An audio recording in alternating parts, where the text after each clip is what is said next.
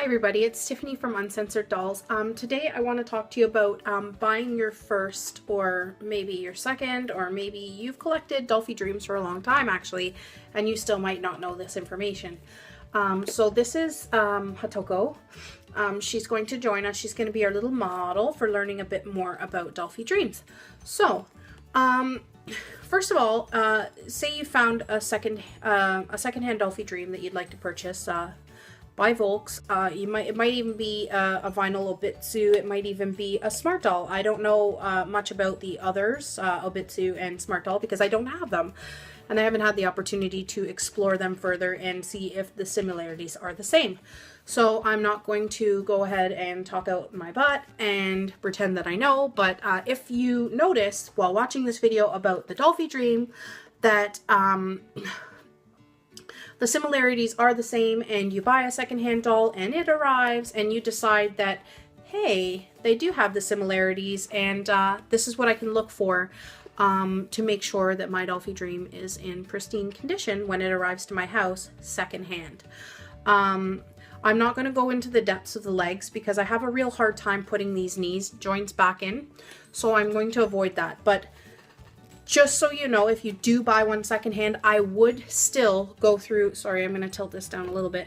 I would still go through taking these legs apart and taking off the plastic, the vinyl casings over the top, because it might be important. I don't know what she got on her. She's like yellow or something. I don't know. Anyways, I managed to stain my dolls. I'm like the worst doll mom ever because I don't use those bodysuits. I don't like them. I feel like it makes them look like they're ready to go join the Power Rangers, and it kind of takes away from the beauty of the doll and the sculpt itself, in my opinion. Anyways, so, you know, you're gonna, first thing you get, let me actually just take off her wig. I would say start with the head. You got your head on here. You're gonna want to take it off, and you're gonna want to look at this part and make sure that it's pretty good condition. If you have a really heavily stained head, this is where you're going to look, because you can see the difference between the outside of the face area and the back of the head, and you can see the difference in color. I'm not going to lie, I think this one is pretty new. I think I pretty much bought her brand new actually. She was in a box already and everything. She was just sent for a face up and returned, and that was it. Actually, I think this might even be her default face up. I'm not sure. Not entirely sure. But she was pretty new. And I can tell the difference because this is a normal skin head and she's pretty, you can't see any differentiations between the hole in her neck and the face coloring that isn't covered by her face up makeup. And just for those of you who don't know, try to avoid touching this makeup because it can wear off or scratch and stuff like that, and probably something you want to avoid. I personally, you'll see me stick my fingers all over it, and yeah, so you can judge me now. I really have a hard time not enjoying my doll. So another way you can do it is looking inside the head, because inside the head should be fairly clean, save for the area where there might be some gummy areas from whatever tack was used to hold in the eyes. So, you know, that's another area you can inspect, you can look at, you can differentiate between what is a good color and what might be a stained, a yellowed, you know, a dirty. So I've actually received a doll that was completely filthy dirty to the point where I had to return it because it was so disgusting and I couldn't even clean it. So, you know, these are all things to look for. Keep in mind, right? So I'm going to place her head to the side, and you're going to take a look at this, which is the head peg that attaches and turns around to mobilize the head. You're probably going to take a peek into the vinyl and just make sure that joint's okay. But as we get further along, I'll show you how to take that off and look at the joints inside. So next thing you're going to do, you're going to inspect the arm joints. So you can take out the arm just by tugging gently, and you'll have a peg like this with a semicircle type structure which is used to mobilize the shoulder. And basically you just make sure that there's no cracks or breaks on that. And because all these breaks and cracks, I'll tell you, like, it seems like a small thing, but this is the structure to the doll. And you might see a crack and go, oh, it's just a little crack, whatever. And if you paid so very little for the doll that that's not something you care about, that's fine. But also you're going to want to think about, sometimes it can cause drooping. You'll have an arm where you'll go to put it in this position and it'll just go whoop and it'll fall down because A, it's been modded, B, it's been cracked. Most likely the crack will be on the inner armature, and you'll see a little crack on one of those on one of those circles inside, and it just won't hold on to the peg. So this is not where you'll likely see the damage. It'll be in the shoulder. The next part is the arm, if I can get it apart. If I can get it apart, and I cannot, of course. It's pretty tight in there. This was a new body when I got it not too long ago, so I'm not going to fight with it, but I'll show you these hands. I've taken them out before, and same thing with the peg. You can see mine are a little goopy around the circle where the wrist is, because I have done these. I did the painting on these myself, and so when I did the painting, I wasn't a professional. I'm still not a professional, so that's another thing. So you're gonna look right in there and see the condition of the circle wrist holder joint, and of course you put it back together like so. Make sure it's in the right position. That's our right arm, folks. So you do the same thing. You'll look at the left arm. I'm not going to go through. Some arm joints will be a little harder coming out than others. And basically you've got the arms off. You look like this. You got your chest. And some chests are going to be harder to take off than others. And some will be easier. This is one of the harder ones, depending on what model you have. I think this is a DD2 body. And you can see the date it's made in case you want to verify that it's official. I'm not sure that entirely makes it official, but you have a marking on the back of the head too here. And usually when you buy the model, it does come with a little pamphlet, which for all intents and purposes, I'm guessing is Volks's COA. So, or the box, or, you know, original purchasing papers, whatever you want to look at. This is one of the harder ones, so it's going to take me a second. You just have to shimmy it out. It's got like a chest plate. Some of them don't have that. It's more like just, you know, a peg system that you can operate very easily. I think those are maybe the older ones. Like I said, I'm not 100% professional, but I can tell you if it's broken or not. I don't know the entire details of that kind of stuff. All right, we're almost there. I find that once you get to the halfway point, it's pretty easy to just tug it right out. And you'll probably, all the really delicate people are gonna watch this video and go, haha, you're crazy. Just tugging on your doll like that, you crazy. I know you can, some people told me you can warm it up with a hair dryer or whatever you want to do. There we go. There. So that's the chest plate there.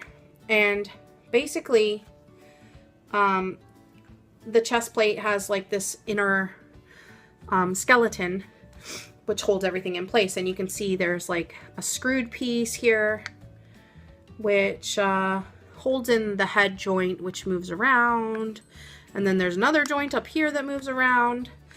Finding little pieces of cracks around this ball that holds the neck joint is very common.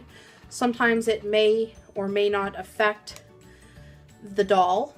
That's to your discretion.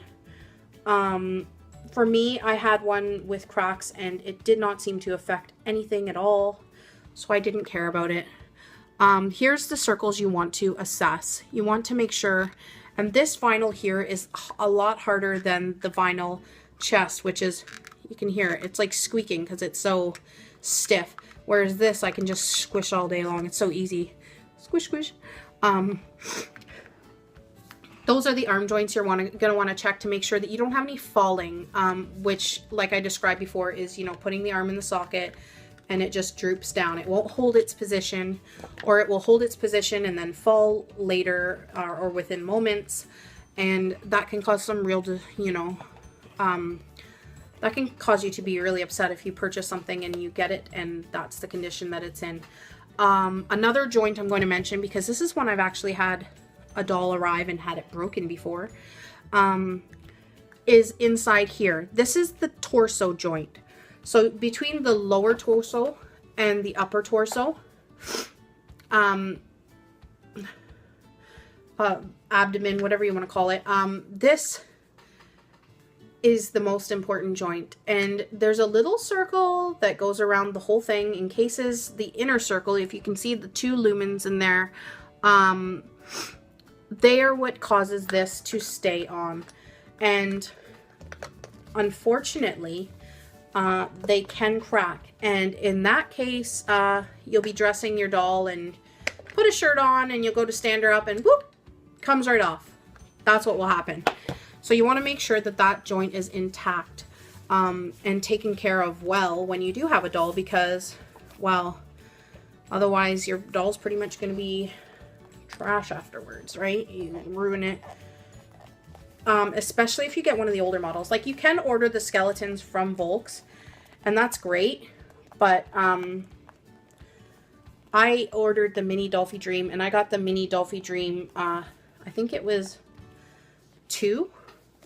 They don't sell the parts anymore, so you can't get them. And so, wow, her legs are really stuck on. I don't think I'm going to get them off. But basically the same thing. You're going to look at the leg. You're going to open the leg. You're going to see something like this, which is holding in the peg, and you're going to inspect it. And make sure that those circles are intact. Because, again, and legs, more importantly, they're heavy, right? You want them to hold these poses. Because another thing is, my Miku, my Hatsune Miku Volks Limited Dolphy Dream, she has a leg droop, and so she can't really stand up straight, like, you know, in this position, and she can't really, if you put her leg up like this, give her like a superhero pose, her leg will droop like this. It'll just fall down. See, it's where this one's like amazing. It's like pulling the torso with it. Her legs are, you got splendid legs, Hatoko. So that's her. Here's the foot. The foot works a little different. It's kind of like backwards from the way that the hand is. Rather than being a peg on the foot, it's actually the holder on the foot. So these ones will be pretty easy to assess. You could just pull it off and look at it. And obviously, you know, other than a visual inspection, this is your take it apart, look at it sort of thing. So you're obviously going to check for staining. If the person told you that it was supposed to be brand new condition, obviously there should not be any stains. You know, really good condition. Any stains, you should have a picture of them. You should know about them. You should be aware of them when you purchase a doll. Always ask for pictures. Always, always, always see the doll naked, in a good clear photograph, so that you can know if there's any markings yourself. Or if you're looking at the picture and you say, hey, I see kind of something on the foot. Can you take a better picture of the foot for me so that I can look at it and, you know exactly what I'm buying? And I have to be honest with you, when you get in depth like this, sometimes the person selling the doll will straight away just, you know, boycott you or stop responding to you if there is something wrong with the doll. Or sometimes they just, they'll respond to you and they'll avoid it, or they'll send a really terrible quality photo. This happened to a friend of mine. She ordered a reborn doll, and it kind of came all not as good as she'd expected, smelling like cigarette smoke, whole bunch of things wrong with it. And so just keep in mind there's different things that can be wrong. You know, sometimes you can't always see them either. Sometimes you open the box once you get it home and, you know, you hate pets and it smells like, you know, dog or something, or maybe even it smells like cat spray. Who knows, right? So just be careful. This is just another video to help people who are buying on the secondhand market, because you do need to be aware of some things. And I hope this was helpful for you guys, because these are some things that I wish I knew when I bought my first, because my first doll was used. My first doll was Mayu. Actually, she tried to shank me when I was taking Hatoko out of the case. She was like jealous or something. She's like, ugh, why are you taking her instead of me? And I was like, well, because you have more complicated clothes on and you're harder to undress. So there you go, guys. Again, like, share, subscribe. That helps me bring to you videos every time that I possibly can. I'm a very busy person, and I still manage to do it because mostly I want people to be aware of some of the things that I didn't know, or I want them to, you know, share in my fun, the parts that are fun of my life and my love for dolls. So like, share, subscribe, be a part of the team, come back every time there's a video, give me a comment. I love reading comments, and you know, I always try to respond basically every time I've responded so far. If you can find a comment I haven't responded to, please let me know so I can respond, because I'm pretty sure that I've responded to basically every one of them. And if I don't respond to it, either I like it, or you know, something like that. So I'll see you guys next video. Love you guys. Bye.